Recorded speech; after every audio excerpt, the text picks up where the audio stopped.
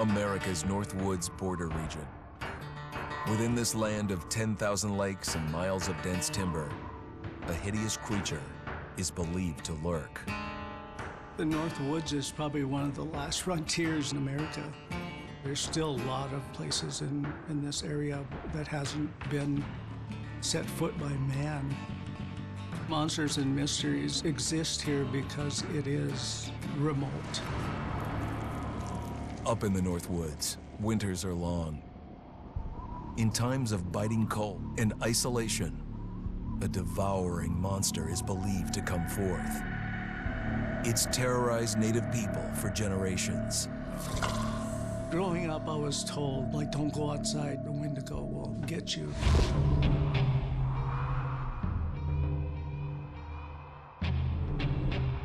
Among the traditions of the northern Algonquin tribes is the Wendigo, a monster that can seize hold of a person to carry out its hunger for human flesh. Many Native Americans fear even talking about this Wendigo, and even the mention of the name will let the Wendigo find out where you are, and it will open you up to be possessed by this Wendigo. The most famous case of a Wendigo possession took place in 1879 in the deep woods outside of Edmonton, Alberta. Swift Runner, a Cree Indian, was a trapper and a guide. He had left town the previous autumn with his wife, 6 children, and his mother. But when Swift Runner returned in spring, he was alone. Swift Runner came into a nearby village telling this heartbreaking tale. I had to watch them starve to death. Of his family being killed by starvation, and that he was the only survivor. My whole family gone. It wasn't hard to understand a family falling victim to a brutal winter. To even not. Yet something was suspicious about Swift Runner.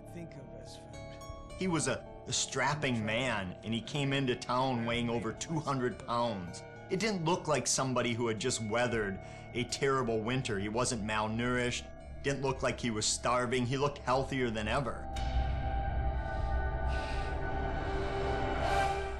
After a few nights, it became clear that something was wrong.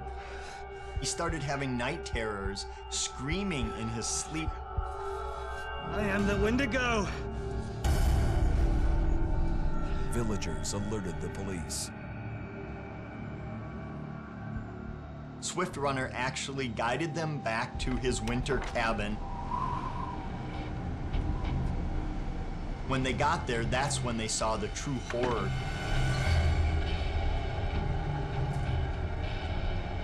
Human skulls were scattered around, many bones, some of which had been snapped in half, and the marrow inside had been drained. They had never seen anything like it. Swift Runner had killed his entire family, shooting them, hitting them with an axe, strangling, and then eating most of their bodies.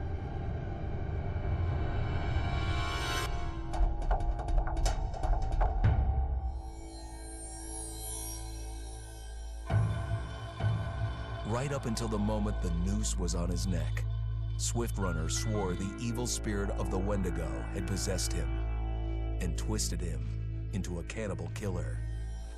When he was on the gallows, Swift Runner himself said, "I am no longer a man.